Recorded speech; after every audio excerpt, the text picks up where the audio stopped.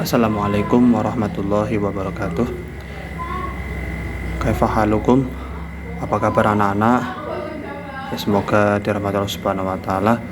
Sebelum memulai pelajaran kita, mari kita berdoa dulu. A'udzu billahi minasyaitonir rajim. Bismillahirrahmanirrahim. Raditu billahi rabba wa bil islami dina wa bi muhammadin nabiyya wa rasula. Rabbi zidni ilma warzuqni fahma. Amin.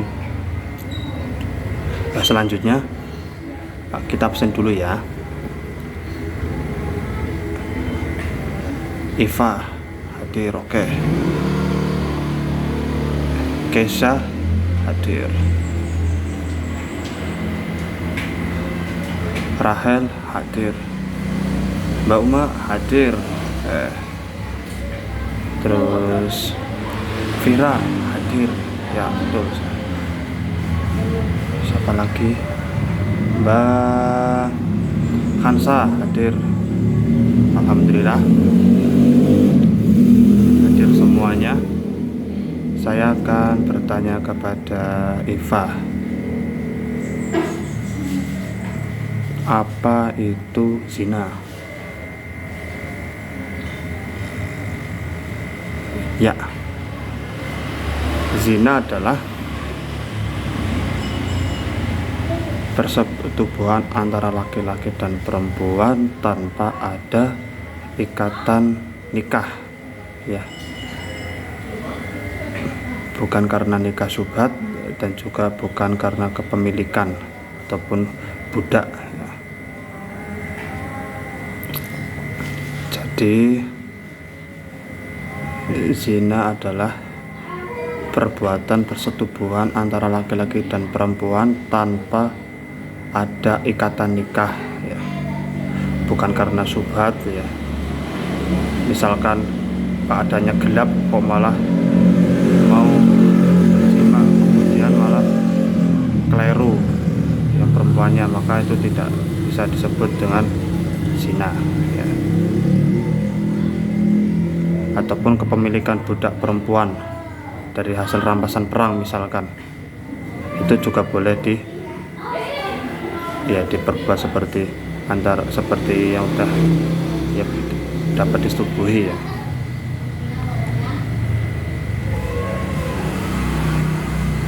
Ya, terus Mbak Hansa, apa dalil mengenai zina?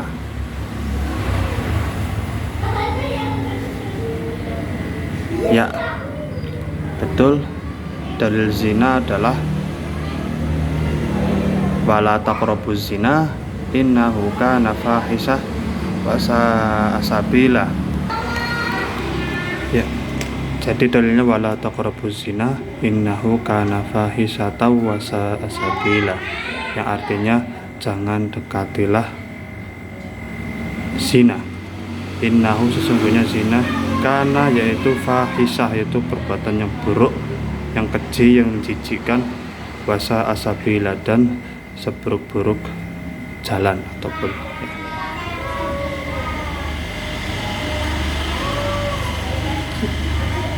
Saya tanya lagi kepada Mbak Gia, apakah zina yaitu dengan arti menyetubuhi antara laki-laki dan perempuan tanpa ada ikatan nikah, ya, secara sengaja masuk dalam dosa besar? Ya, jadi zina masuk dalam golongan dosa besar, ya. Karena perbuatannya ketika, ya, seorang muslim melakukan zina, ya, apabila di bawah naungan hukum Islam, ya, orang yang berzina itu akan dihukum dengan hukuman yang sangat keras. Perlu kita ketahui, ya, bahwa zina itu ada dua dua macam. Sebutkan apa saja Mbak Rahel? Ya betul. Jadi zina itu dibagi menjadi dua. Yang pertama adalah zina muhson dan zina ghairu muhson. Apa itu zina muhson? Zina muhson adalah perbuatan menyetubuhi seseorang ya, yang mana udah ada yang salah satunya menikah, yang udah menikah. Misalkan ada si fulan ya melakukan zina, yang salah satunya ada yang sudah menikah ataupun dua-duanya, kemudian kok malah selingkuh dan menyetubuhi istri orang lain misalkan, maka itu yang sudah menikah itu dikatakan muhson ya. Kemudian yang belum ada ikatan nikah disebut ghairu muhson. Jadi ya, zina muhson adalah perlakuan persetubuhan yang dilakukan oleh orang yang sudah menikah ataupun selingkuh dengan orang lain ya, maka itu disebut zina muhson. Sedangkan zina ghairu muhson yaitu dilakukan oleh yang belum ada ikatan nikah. Misalkan kalau ada orang duda kemudian kok melakukan zina ya kepada perempuan ya, perempuan lain ataupun istri orang. Kalau istri orang itu berarti dua-duanya dikategorikan zina muhson. Sedangkan ya, baik itu yang duda karena udah pernah ada ikatan nikah, begitu juga istri orang lain itu kan masih dalam ikatan nikah juga, ataupun lepas pun, misalkan kok yang diselingkuhi sampai melakukan perzinahan itu duda dan janda, nah, maka dia tetap dikategorikan zina muhson dan ancamannya luar biasa. Kalau di naungan hukum Islam, zina muhson hukumannya cukup berat, yaitu harus dirajam ya. Sedangkan zina ghairu muhson ataupun zina tanpa dilakukan oleh orang yang belum ada ikatan nikah, maka cukup dicambuk 100 kali kemudian diasingkan selama setahun. Itu dalam naungan hukum Islam. Kemudian saya akan tanya lagi kepada Mbak Kesha, apa dampak dari perbuatan zina? Ya, betul sekali, ternyata banyak sekali ya dampak dari orang yang berbuat zina, terutama kepada perempuan. Yang pertama ya, akan tercoreng kehormatannya. Kemudian nasabnya menjadi campur aduk ya, nggak jelas. Kemudian hilangnya barokah hidup kita ya, karena melanggar syariat Allah Subhanahu wa taala ataupun melakukan perbuatan zina tersebut.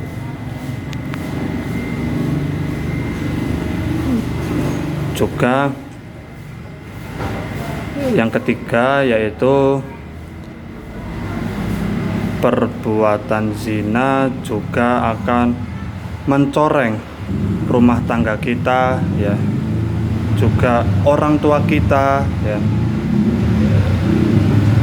dan juga anak kita ya kan.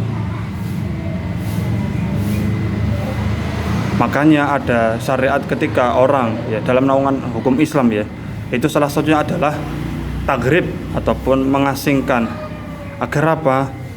Agar diberi kesempatan untuk bertobat, kemudian tidak dibully oleh orang-orang sekitar situ. Jadi harus ditagrib ya, harus diasingkan biar bisa berusaha untuk bertobat dan tidak melakukan hal zina lagi. Karena ketika seseorang melakukan zina ya, kemudian kok nggak pindah-pindah, tetap akan tercoreng namanya ya di lingkungan masyarakat, bahwa namanya udah jelek. Gue loh bareng ngelakoni ya, kayak pegenggek misalkan gitu kan, dibully ya, itu loh malah serailok anaknya hasil dari perbuatan orang tuanya ya. Maka indahnya syariat Islam itu adalah adanya tagrib ataupun pengasingan. Setelah dicambuk 100 kali kemudian diasingkan itu. Tetapi kalau misalkan ya warga situ udah tetap naudzubillah, jangan memakluminya, itu perbuatan yang buruk ya sebenarnya ya. Kalau udah cukup bertobat kepada Allah kemudian tidak mengulanginya lagi ya, dan tidak disinggung lagi oleh masyarakat ya, monggo terserah. Tapi kalau ada rasa iman itu dengan malu ya dari perbuatan itu ya, seyogyanya pindah aja dari tempat tersebut. Cara pencegahannya gimana? Itu sebenarnya banyak sekali ya. Yang paling utama adalah selalu minta pertolongan kepada Allah Subhanahu wa taala ya. Sebagaimana dalam sabda Rasulullah SAW, apa doanya ya Mbak Iva? Iya betul sekali. Allahumma a'inni ala dzikrika wa syukrika wa husni ibadatik. Ataupun doa apa lagi ya Mbak Kia? Ya muqallibal qulub tsabbit qulubana ala dinik, ya musarrifal qulub sharif qulubana ala taatik. Ya.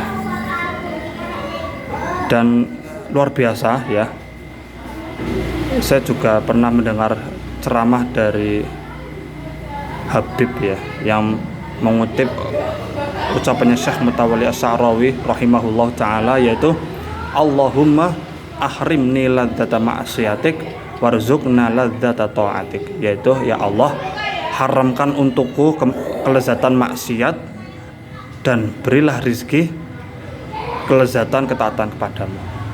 Masya Allah, itu harus dibaca ya, terutama di waktu sujud ataupun sebelum ataupun setelah sholat. Nah, kemudian pencegahannya selanjutnya yaitu sering berkumpul dengan orang-orang yang soleh ataupun solehah ataupun orang yang baik ya, karena itu pengaruh sekali ya. Sebagaimana dalam kitab Tanbihul Ghafilin ya, wasiatnya Luqmanul Hakim kepada anaknya ya, berkumpullah dengan orang-orang soleh, berkumpullah dengan orang-orang yang senang majelis ilmu ya.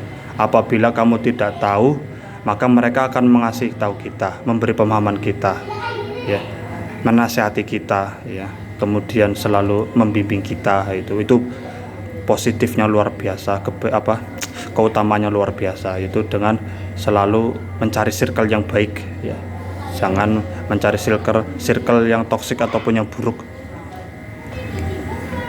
ya, dengan senantiasa menghadiri majelis ilmu ya kan, dan juga minta doa dari orang tua kita yang masih hidup misalkan ya, tetap kita harus meminta pertolongan orang tua kita ya, karena orang tua kita itu kan ikhlas ya, dan pasti akan diijabi oleh Allah Subhanahu wa taala. Ya mungkin ini aja yang bisa saya sampaikan, kurang lebihnya mohon maaf. Akhirul kalam, assalamualaikum warahmatullahi wabarakatuh.